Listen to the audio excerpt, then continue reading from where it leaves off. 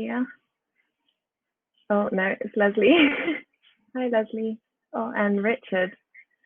Okay, so I will have a little start, and then if other people join kind of midway, then it'll be okay. So my name's Jo, and I work for a charity called Olive Ridley Project. So Olive Ridley Project is a UK-based charity that specialises in turtle conservation, particularly in the Indian Ocean. So today I'm just going to be going through a kind of a rough overview of turtle biology generally, if you didn't know much about turtles. And then what I'll be doing is talking a little bit more specifically about the work of Olive Ridley Project here in the Maldives. Okay, so a little bit generally about turtles. So turtles are reptiles, which means they are cold-blooded or ectothermic, which means they're not like humans. So they have a little bit of a harder time regulating their body temperature. So we tend to find them in warmer places because their body temperature depends upon the external environment. So in warm tropical regions like the Maldives, where a lot of Olive Ridley Project's work is based. So they spend a lot of time underwater, but they do need to come up to the surface to breathe air. So they can't breathe underwater. So often you might see them kind of hopping up and down to the surface and taking a breath. But they do come on land occasionally. One of those times is to lay their eggs. They lay their eggs on land on the beaches here. They're relatively long-lived, so we think they live kind of comparable to human lifespans, about 60 to 90 years, although it's quite difficult to age turtles. So there is some suggestion that particularly the leatherback turtles, which is the largest species of sea turtle, they can live for a little bit longer, we think perhaps over 100 years. And one of the coolest things that I find about sea turtles is that they can drink seawater to hydrate themselves. So as you can imagine, in the ocean, there's not a huge amount of water available that is not salty. So they can actually process that salt and they get rid of it through the little glands in the corner of their eye. So sometimes it often looks like they're crying, particularly when they come up on land because that salt residue doesn't immediately wash away. But it's actually just them regulating the salt in their body and getting rid of any excess. But sadly, sea turtles are threatened. So 6 of the 7 species of sea turtle are classified as threatened. So that's critically endangered, or vulnerable. And the 7th turtle, the flatback turtle, is data deficient. So we simply don't know enough about it to be able to classify it just yet. But they do have those similar kind of threats to them, which probably means that they're going to fall into that threatened category as well. Okay, so a little bit about the life cycle of sea turtles. So I'll start just over here in the nesting bit.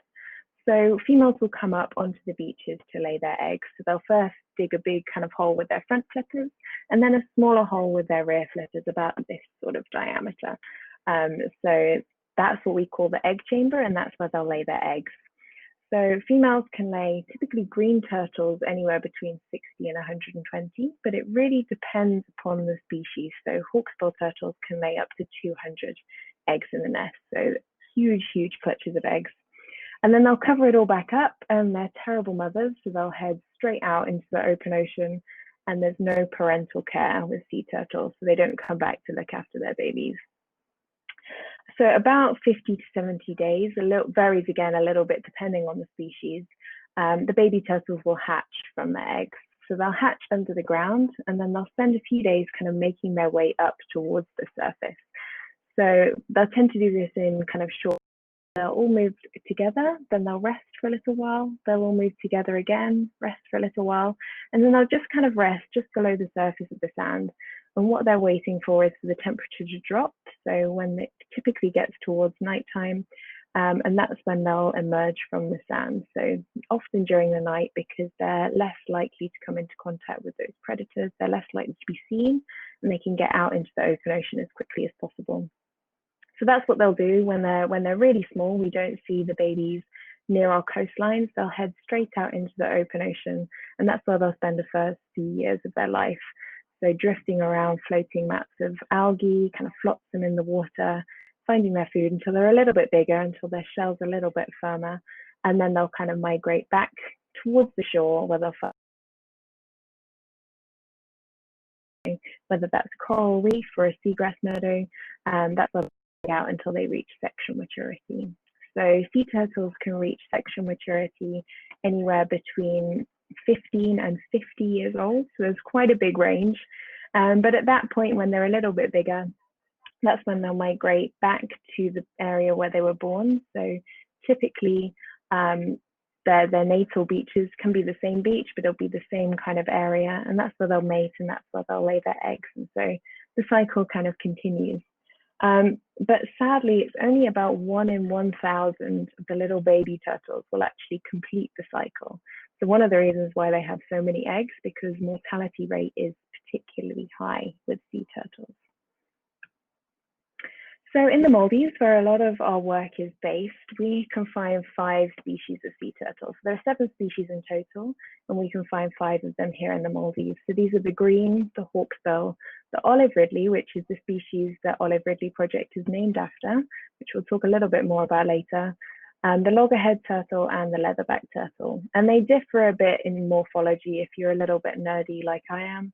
So the leatherbacks are a little bit different. So you can see them here. They have a cartilaginous shell, so it's a little bit more flexible. They're not a true kind of hard shell turtle. When you look at the shell of the green and the hawksbill turtle, you see that they have 4 what we call lateral scutes. So they're kind of the bits of shell along the side of the spine. The loggerhead turtle have 5 pairs of lateral scutes, and the Olive Ridleys have a few more, so 6 sometimes more, and they might be a little bit asymmetrical there as well. So to go into a little bit more detail, the green turtle, so this is the one if you've seen Finding Nemo, if you've seen any kind of cartoon turtle, probably most likely a green turtle. They're very photogenic. They have a round head, smooth edges to the side of their shell, and they're the vegetarians of the turtle world. So as adults, they feed almost exclusively on seagrass and on algae. Then we have the hawksbill turtle. So these are named because they have a very kind of pointy beak. Looks like the beak of a hawk. And they use this in their long neck to feed in and amongst the coral on sponges. And they have, as you can see on this photograph, slightly serrated edges to their shell. They look a little bit more jaggedy. And often when compared to the green turtle, they're a little bit more dirty as well. They've often got quite a lot of algae on their backs. The Olive Ridley is the one that we're named after. They have a kind of a gray, kind of olivey green kind of carapace. And they feed on crustaceans, fish, mollusks, and jellyfish. They are more of an open ocean species though. So here in the Maldives, we don't typically tend to find them near our coastlines. They tend to be further out. And they nest in arabadas. So these are kind of mass nesting events. You can get hundreds, sometimes even thousands of turtles all nesting on the same beaches at the same time. So really, really fascinating to see. Sadly, these are the turtles that are most often entangled in ghost nets, any kind of lost, abandoned, or discarded fishing gear. And that's kind of our primary work here at Olive Ridley Project, from which I'll touch on a little bit later. But it's these guys. So this one is Heidi in our rescue center that's most often affected by these. So you can see that she's actually missing a flipper here. Or I should say he. We thought she was a she, but it's actually a boy. Then we have the loggerhead turtle. So these are known for their large head. And if this one will play, you can see they've got a really kind of large bulbous head on the top and a strong kind of crushing beak, which they use to feed on crustaceans and mollusks. So they're known for their absolutely ginormous heads.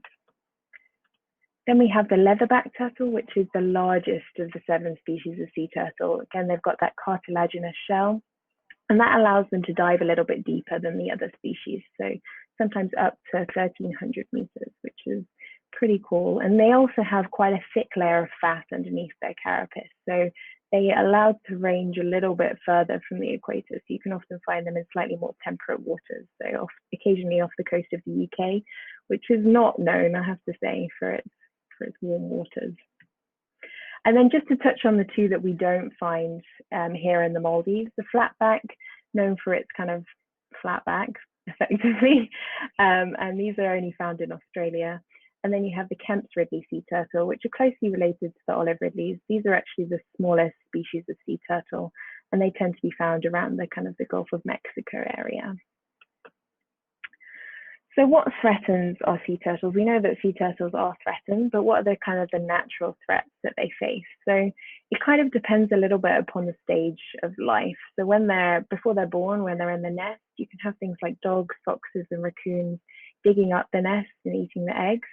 When they're a little bit smaller, so when they first hatch, you can have things like crabs and birds that can catch them as they're running down to the ocean.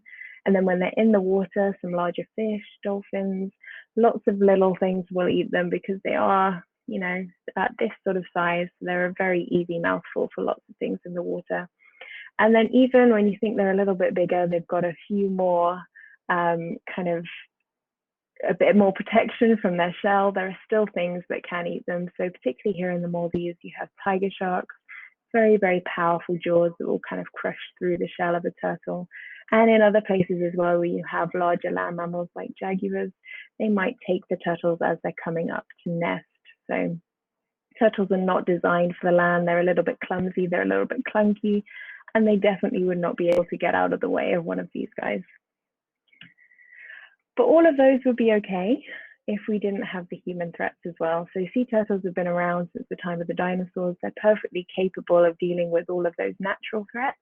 But what they're not adapted to is the increase in human threats. So there's lots of different ways that sadly we can impact turtle populations. So the first one is direct harvest and poaching. So killing the turtles for their shells, as you can see in the top left here, and to preserve them entirely. So this is a hawksbill. Actually, hawksbill shell is known as tortoiseshell. So anything that you see that's very expensive that's branded as tortoiseshell actually doesn't come from a tortoise, but comes from a hawksbill turtle. You can also poach them for their meat and for their eggs as well. So poaching the nest for their eggs. This is thankfully illegal now in lots of places, but there is still a big illegal market for it, and it still does go on. Then you have habitat loss and human disturbance. So with all of the impacts of climate change, you obviously are losing a lot of their natural habitat. So things like the coral reefs, the seagrass meadows, all of those places that the turtles will like to hang out. And human disturbances as well. So for instance, if you have increased boat traffic, there's an increased risk of collisions, particularly around coastal areas. You have light pollution, which can affect the orientation of the hatchlings as they're running down to the ocean. Then you have the pet trade. So you can kind of see the appeal. They're very small, they're very cute. People will definitely want to keep them as pets, but it's a terrible idea to do so. So we don't know enough about the life cycle and about how turtles grow up to be able to look after them properly. They're not going to be in conditions where they can use their muscles effectively. So you might have reduced muscle development, increased disease. And as you can see in this picture, there's lots of them kept in really not great conditions.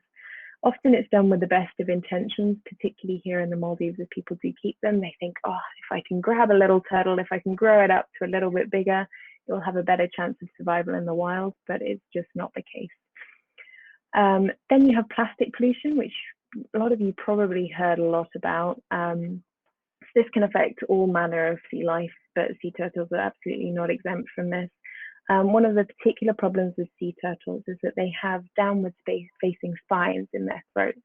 So it's designed so that when they're eating, they can expel any excess water. So they're not constantly swallowing down the water. So it traps the food, they can expel the water. But you can imagine if they swallow, for instance, a plastic bag, thinking it was a jellyfish, that gets stuck in their throat. They can't then get it out, they can't throw it up. It becomes very difficult to pass through the digestive tract as well. So it kind of sticks in their stomach and can cause all sorts of problems. And then we have bycatch. So effectively catching something you didn't intend to do. Turtles, again, are not exempt from this.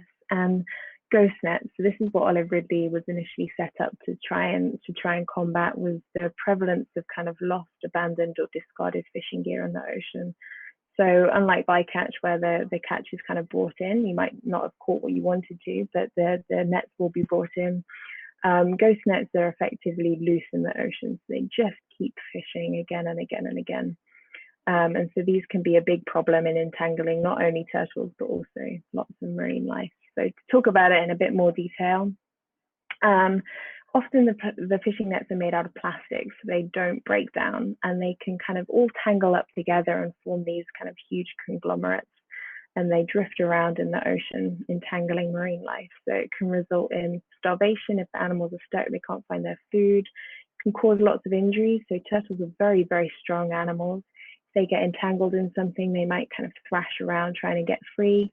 That can actually cause the ghost net to tighten even further, restrict their blood flow, and can cause lots of different problems, including death and self-amputation. And it can also float and or attach to kind of coral or the seafloor. So it can be everywhere. It doesn't break down, and the Global Ghost Gear Initiative estimates that about 640,000 tons of ghost gear are entering our ocean every year.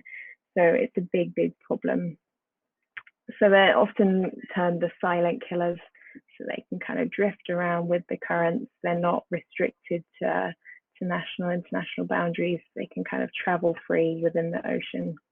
So particularly here in the Maldives, we don't have a lot of net fisheries here in the Maldives, but a lot of the time, because of the currents, we're getting water drifting in from places like India and Sri Lanka, where we do see a lot of net fisheries. And that brings the ghost nets with them. And that also brings the entangled turtles, particularly during the northeast monsoon at the beginning of the year. And this is the kind of the size of the ghost nets that can be brought out. So you can see here, this is a digger here that was used to collect this kind of huge conglomerate of ghost nets. So you can also see there's a plastic kind of crate in here as well. There's some cement bags. It's not just the ghost net. It can also entangle lots of other things that can be harmful as well. So it's a big, big problem. And this video kind of shows what they can do to our sea turtles. So let's see if this one is working. Might be a bit jumpy. I think it's jumping around a bit, or at least it is on my second screen. But effectively, this is an Olive Ridley sea turtle that has got its back flipper caught in ghost net. So we did take this video to kind of show the extent of the problem, but the turtle was released afterwards. But it does show the kind of the things that they can do to our sea turtles. And you can imagine if that was kind of attached to the seafloor, for instance, you know, the turtles need to come up to the air to breathe. So if a turtle got entangled at depth, it wouldn't be able to breathe, and it would die because of that. So all manner of different problems, but that is one of them. And this is the kind of the thing that we can see. So you can see here, this is an Olive Ridley turtle entangled in a ghost net. Another one here. This one is actually a green turtle, but you can see that this one has actually amputated its own flipper. So as I mentioned, the turtles are very, very strong. If they get caught, they're going to kind of struggle against that. That net can then tighten around their flipper, and they can actually amputate their own flippers. So you can see turtles coming in with horrific injuries. And sometimes we simply don't find them until it's too late. So sometimes we can even see the bones in the nets as well. So this one, you can actually see how the net has even kind of weathered away the bones. This one has almost started to kind of amputate itself, but clearly didn't get far enough. And that's why kind of Olive Ridley Project was set up. So we were noticing that we were seeing lots of turtles entangled in ghost nets in the Maldives, particularly, as I say, during the northeast monsoon, where we do get a lot of water kind of drifting in from places like India and Sri Lanka, which have a lot more net fisheries generally.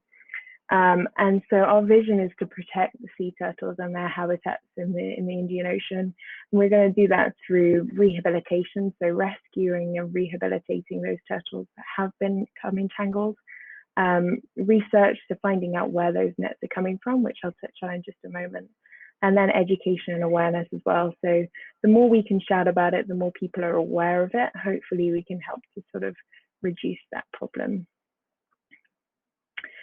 So we started off with a call out to all marine biologists working in the Maldives to kind of help report ghost nets and any entangled turtles that come with it. So we really wanted to determine the extent of the ghost net problem and find out where the nets were coming from and which of those nets were most likely to entangle turtles. So we were looking at all kind of different metrics of the net itself. So the size of the mesh, the color, how it was kind of twisted together, whether it was knotted together. All of these things we put in an online form to create a database that we were then able to kind of look at, find those similarities and identify those particular nets and what fisheries that they were then associated with, so that we could find out where they were coming from and what kind of fishing industries were the biggest problem. So this is kind of where we started out, and it's still something that you guys could do today. So the reported ghost net section on our website is where you can report anything that you see in the Indian Ocean that can help us to kind of better determine that. So we have a good idea now of where they're coming from, but any extra data is really beneficial in kind of finding that out even further. And so here in the Maldives, we have turtle biologists in 4 locations that help manage our research. So in Bar at Coco Palm Dunikolu Resort, this is where we actually have our rescue center, which is staffed by a full-time vet. So any entangled turtles that we find that have got really quite serious injuries and can't be released straight away, we'll send them to our vets. We have all manner of kind of surgical equipment, X-ray machines, some fantastic treatment plans available so we can help get these turtles back on their feet and back in the water. We also have a turtle biologist there now too. And then we're also based in Laviani, Laamu, and North Mali at Kuradu, Six Senses Laamu, and one and only Ritira.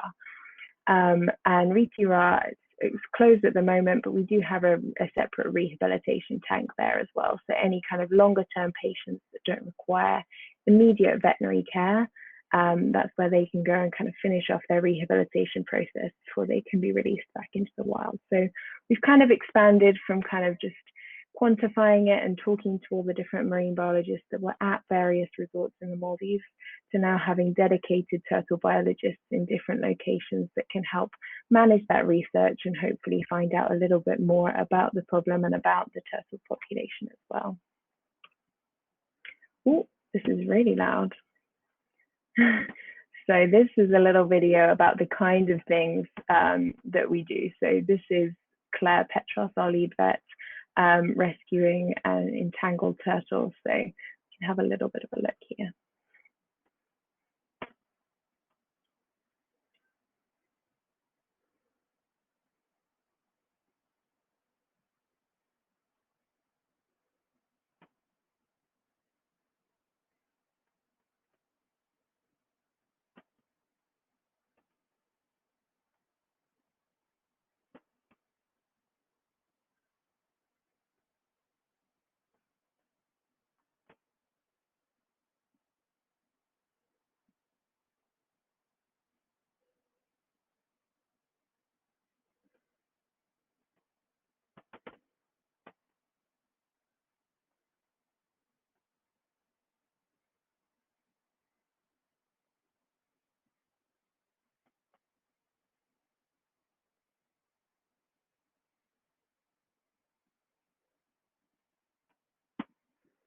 Okay, so you can see the kind of things that we do when we find an entangled turtle there, but thankfully we don't have enough entangled turtles to keep us busy all the time, full-time members of staff. So we also took this opportunity to find out a little bit more about the turtle populations here in the Maldives, and we did that using photo identification, and I'll touch on that just a little bit later in the presentation.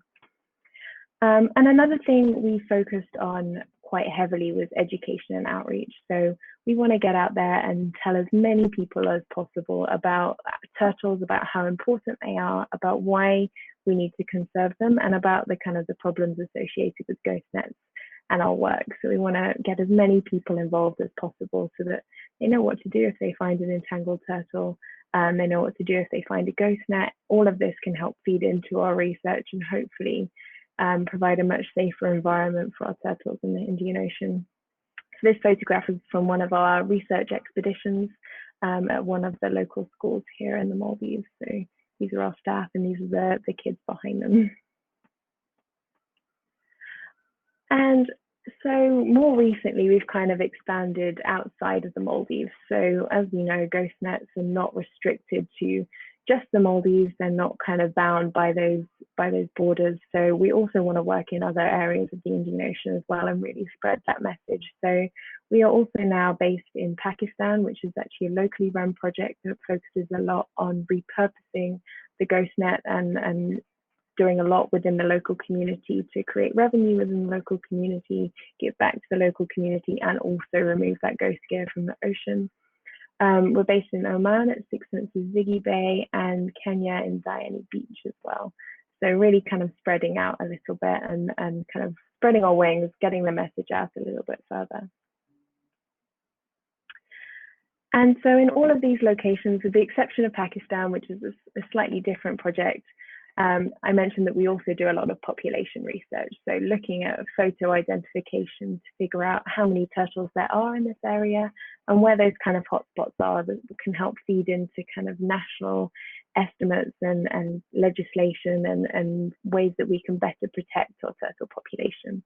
So we do this using photo identification. So the facial scales on the side of a turtle's face, or scutes as they're sometimes called, these patterns are actually unique to an individual animal. So they're kind of like your fingerprint.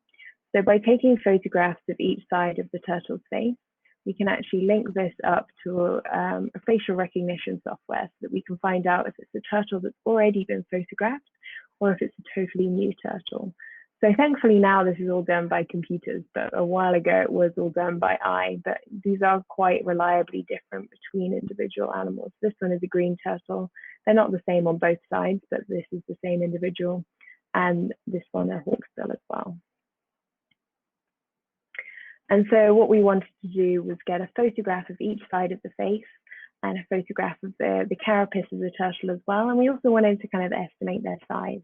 So their size allows us to estimate their sex. So whilst the animals are juvenile, all of their sexual organs are internal, which means we can't actually visually differentiate between males and females. But as the turtles get a little bit bigger, the males will grow a long tail that kind of extends towards the end of their back flippers, whereas the female's tail will be much, much shorter. And so that's how we can differentiate between the two.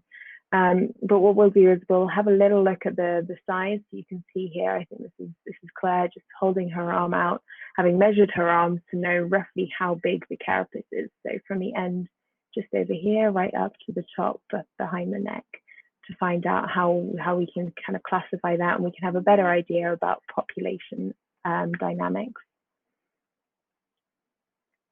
And at the same time, because we work in a lot of resorts, we take a lot of guests out on snorkels and try and spread the message of Olive Ridley Project within the guest community as well. We also do a code of conduct. So we try and publicize how best to swim with the turtles and the kind of things to do so that we're not stressing them out, we're not affecting the population, but we're also getting people out there. They can see these beautiful animals and they can understand why we need to conserve them.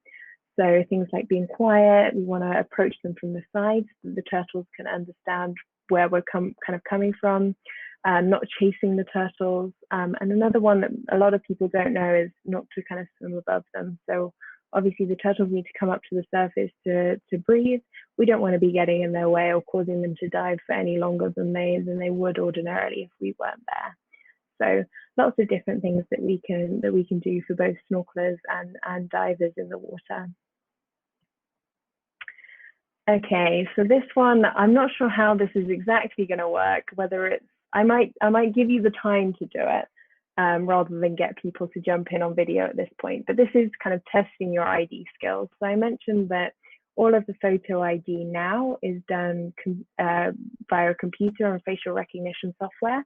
But prior to that, everything was done by eye.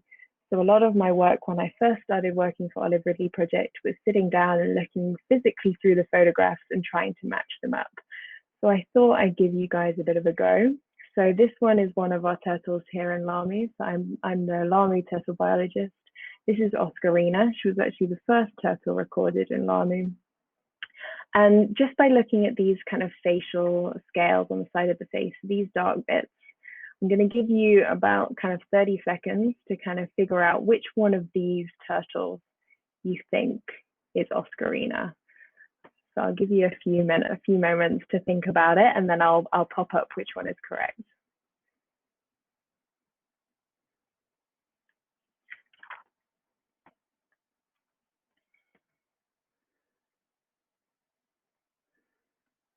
I tried to pick ones that might confuse you a little bit.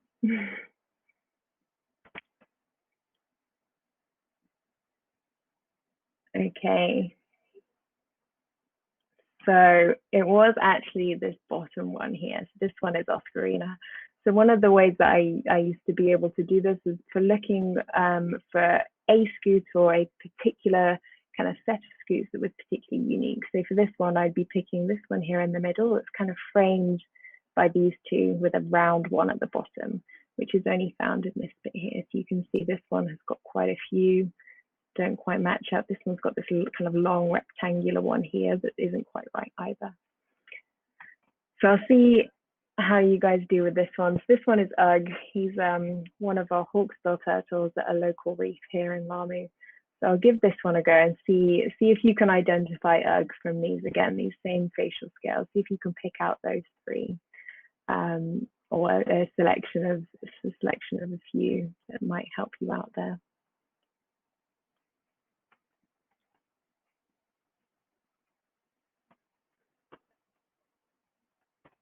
I think there's two photos here that look very similar, which I'm hoping will confuse some of you.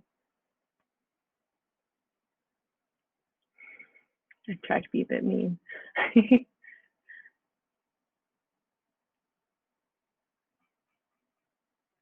Okay, so it was actually this middle one. So the scoots, the facial scales that I would look at here are these kind of three here. So you can see that this one, it has got three, but they're very, very small. They don't quite match up. This one also has three, but this one in the middle is a little bit wiggly. And if you were a little bit confused between these two, these are the ones I was trying to trick you with, you could then look at this kind of scale here. So you can see it's kind of L-shaped in this little bit, which is only found in this one. This one's kind of smooth all the way around. So what can you guys kind of do at home to help sea turtles? So there are a number of things that you can do that don't require kind of any money or much thought, which can help sea turtles and lots of other organisms as well. So the first is kind of reduce consumption. So reduce plastic consumption, eating a bit more sustainably. So making sure you know where your food's coming from. So if you're eating fish, you know where it's caught, you know how it was caught, you know the kind of the ethics behind those kind of fishing industries. So we're a little bit more informed about the choices we're making when we're choosing that food. That can be really useful, particularly in the case of ghost nets in the fishing industry. Spreading, so encouraging others to do the same. So think a little bit more about what they're doing. Oh, am I still here? My other screen just dropped, but I think I'm still here. Maybe it's just mine. Let me just refresh that just in case you can't hear me. Ah, okay, Joe said I'm still here. Okay. So finding out a little bit, spreading the message and encouraging other people to do the same thing. And then reconnecting with nature. So kind of joining local cleanups and conservation initiatives that can help benefit either your local area, the ocean, anywhere else that can help benefit the local environment, the natural environment around you and wherever you like to travel. But in more kind of specifically how you guys can support Olive Ridley Project and the work that we do. We are a charity, so any donations are really, really helpful, particularly when it comes to our rescue centre and getting the turtles the medical care that they need, the medical supplies that they need, all of those kind of things. If you wanted to adopt a turtle, we offer adoption programs for both our turtle patients at the rescue centre and for wild turtles that we've identified. You can also adopt those via our website.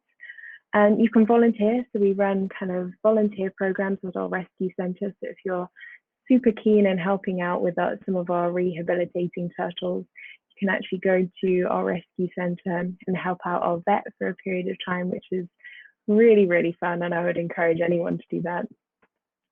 In more kind of general stuff that you could do from home, follow and share our kind of social media posts to help us to spread the message a little bit further.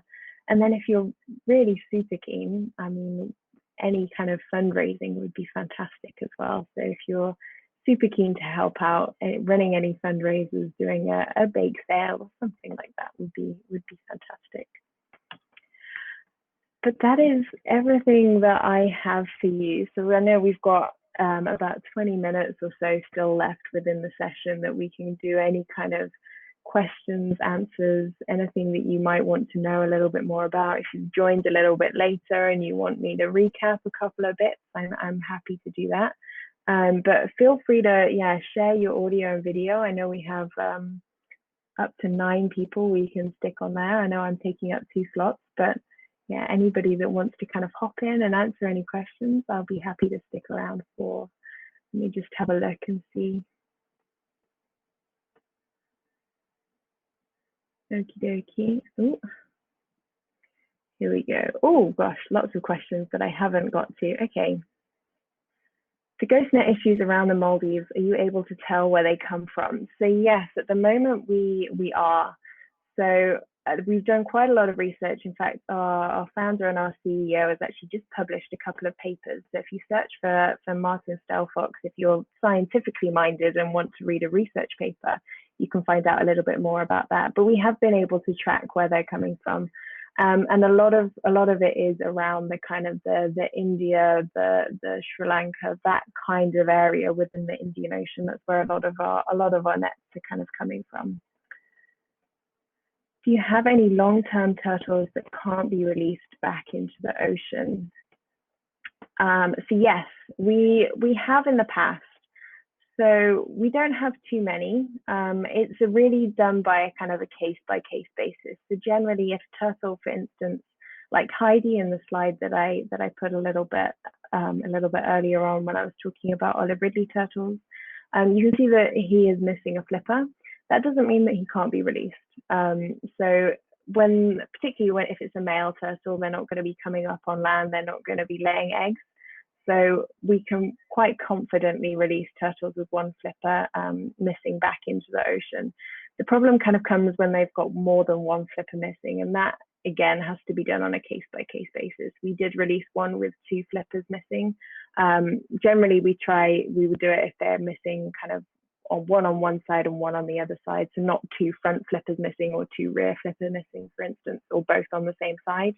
If they are particularly kind of hardy individuals, if they're pretty confident in the water and we're happy for them to be released, or our vets are happy for them to be released, then they can.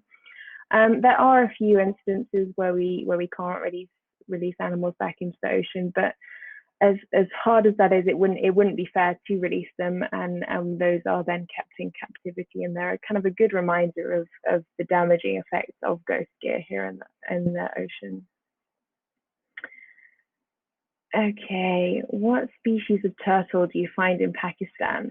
Okay, so we don't actually do the photo ID so much in Pakistan. That's more of a kind of a locally run ghost gear kind of project. So me personally, I'm honestly not quite sure which of the species you can find in Pakistan. I wouldn't want to give you the wrong answer, but yeah, that project in Pakistan is more based on the ghost gear and is more of a community-based initiative. So helping local communities repurpose that ghost gear into saleable products. So we've recently been working on making ghost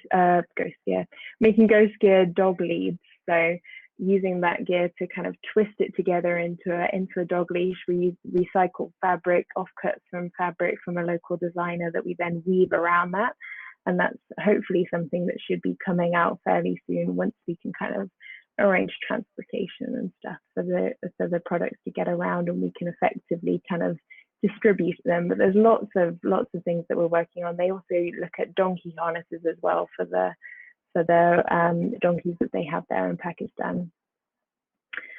Are you only focused on green and hawksbill? So those are the ones that we find most commonly around the coastline here in the Maldives. So the other species are typically found most often in the open ocean. So we don't tend to come into contact with them as often, with the exception of the olive ridleys, because those are the ones that are most often entangled in the ghost nets. And that's because turtles, as we mentioned really early on, are reptiles. They often like to kind of come to the surface to bask in the sun, a little bit like a snake would on the rock. And often if there's kind of ghost gear floating around in the ocean, they can sometimes actually try and haul out on the ghost net, and that's when they can become entangled. they can also come and kind of feed on all of the things that tend to congregate around the ghost nets as well. So ghost nets, once they've been in the ocean for a while, they'll start to get algae and lots of different things kind of coming and attracting to them. And then lots of prey will kind of congregate around them as well. So there's lots of things that the turtles will like to feed on, which means that they're more likely to kind of come into contact with those ghost nets. Do you run an ID database of turtles like the Manta Trust Manta Ray ID database? We do, yes, absolutely. So at the moment, all of our ID'd turtles are run through a program called the Internet of Turtles, which is a wild book project. We've recently just transitioned to that. So before that, everything was kind of done, if I'm honest, on kind of PowerPoint and Excel and our own databases. So this is fantastic that we can use kind of more of a facial recognition type software that's it's a learning process. So the more you submit to it, the better it gets at recognizing those facial scales. But yes, we do. So any kind of images that you might have of turtles within the Indian Ocean, you can submit to that, or you can submit to us directly, and we can input it into that database. But yeah, exactly like the Manta Trust Manta Ray ID database with those belly spots. Oh, there's lots, lots of guesses. Oh, thank you, Joe. So yeah, Joe's just put in, who's our turtle biologist based in Kenya, a link to our publications there. So if you have a little look at the chats, you can see. Do you get any turtles? Ah, there we go. Same species of turtle you find in the Maldives, you can find in Pakistan. There we go. And you also have green and olive Ridley turtles nesting in Pakistan. Do you get any turtles in with buoyancy issues? We visited a turtle sanctuary in the Florida Keys and they had quite a few.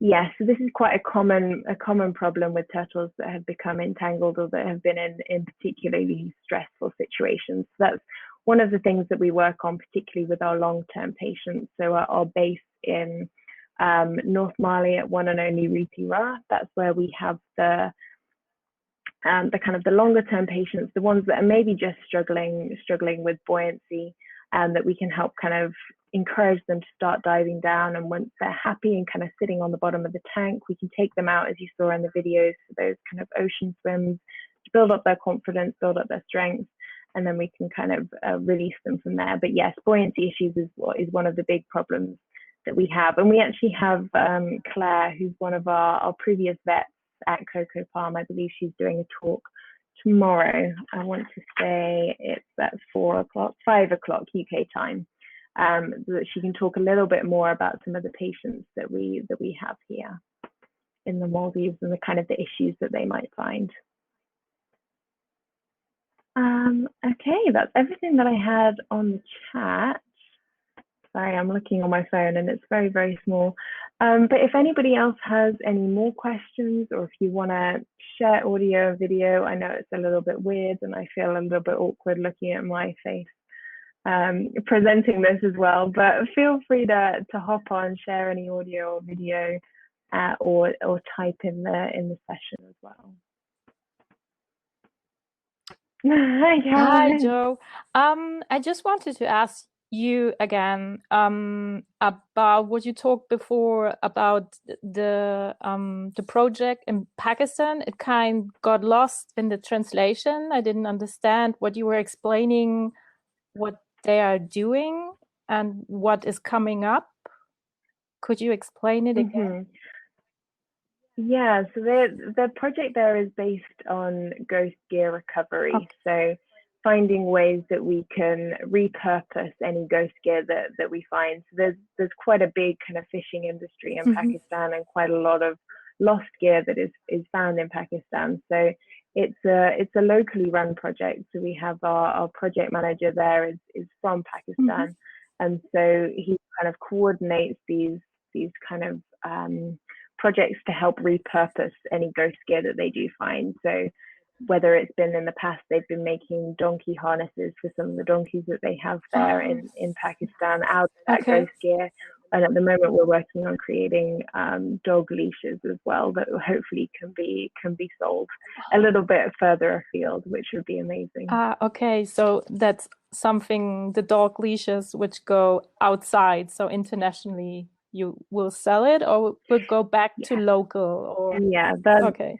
That is the plan. So all of the kind of the proceeds and stuff feed back into the project and help kind of create a livelihood for those local people that are making them as well. But yes, it is the hope that we can kind of branch out a little bit further and get those out internationally. Okay, that's really interesting. I never heard about the coastline of Pakistan, or even, so that's really interesting to follow this project. Yeah. Oh, brilliant. Thank you. I'm sorry I don't have at the moment any more questions, but I definitely will follow your project, and it's something. Brilliant. Thank you. No, that's absolutely fine. Thank you for joining, and thank you for putting on your video. No problem. It's really strange, but it's the best way then to talk to you, because I also missed a little bit of the beginning. So yeah. So therefore, I just wanted to join. Okay. Yeah, no, absolutely. It's lovely to meet you. Okay. Thank you. Bye-bye. Bye-bye. Okay, so we got about 10 minutes. Let me see whether we have a few more people online. If anyone has any questions, I'll be happy to answer any that you have if you've missed various bits, or if you have any other questions. If you're brave enough to stick your video on, or if you just want to ask in the chat, feel free to ask away. Okay. Nobody has any questions. I'll stick around for a couple more minutes and then I will probably dip off. So if you have any burning questions, ask away. Thank you, Richard. Thank you for joining. Oh, thank you, Karine. I hope I'm pronouncing that right. Thank you for joining. Okay, I think that's everybody. I'm gonna cut off, but thank you so much for joining, anyone that's still kind of there. And yeah, feel free to hop into our booth and ask any further questions if you have anything else. But thank you very much.